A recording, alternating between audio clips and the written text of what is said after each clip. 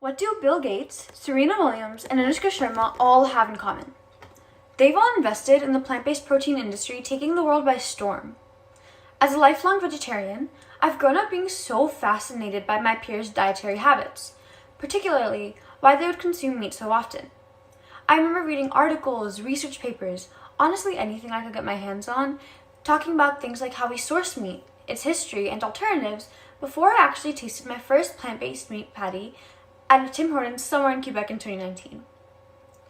You're telling me that we can recreate the texture, taste, and nutritional value of typical livestock meat by using natural ingredients like mushrooms and apples?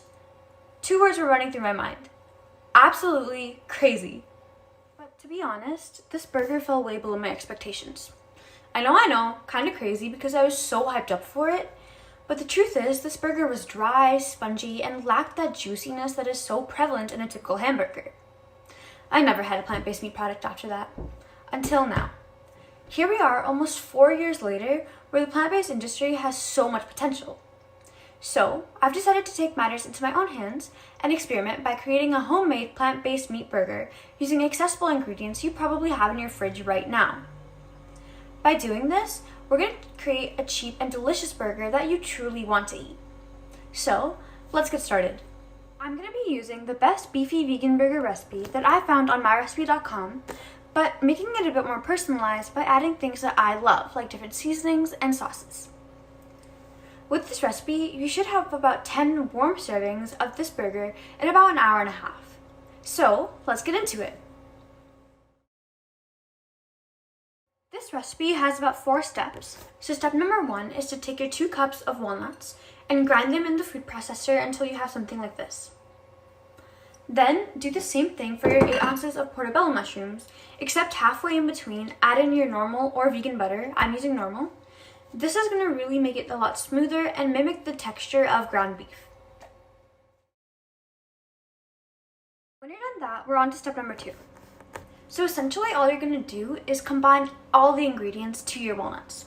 That includes your mushroom mixture, your rice, oats, beet, mayo, soy sauce, salt, pepper, and minced garlic, and then mix this thoroughly to combine. You should end up with something like this.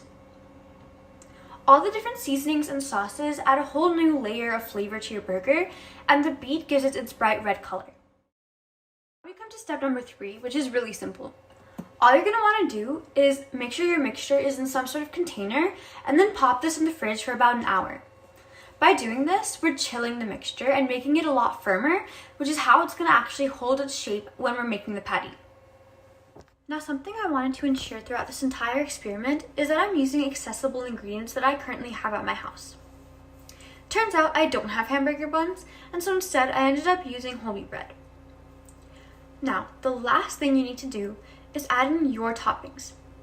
I ended up adding in lettuce, tomatoes, cucumbers, and ranch and ketchup, but add in whatever you'd like pickles or onions. There you have it.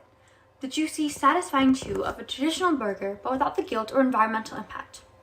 This was actually really good because of its umami and savory flavor. I totally recommend you try this out because it shares so many qualities with traditional livestock meat. It's no wonder why plant-based protein is gaining attention from people all over the world, including the A-listers. Hey, I'm Shimoi. Thank you so much for getting to the end of my video. If you're hungry for more details on the plant-based protein industry, the ingredients we're using and why we use them, and the recipe, make sure to check out my article linked below. Thank you so much for watching again, and I hope to see you soon. Bye!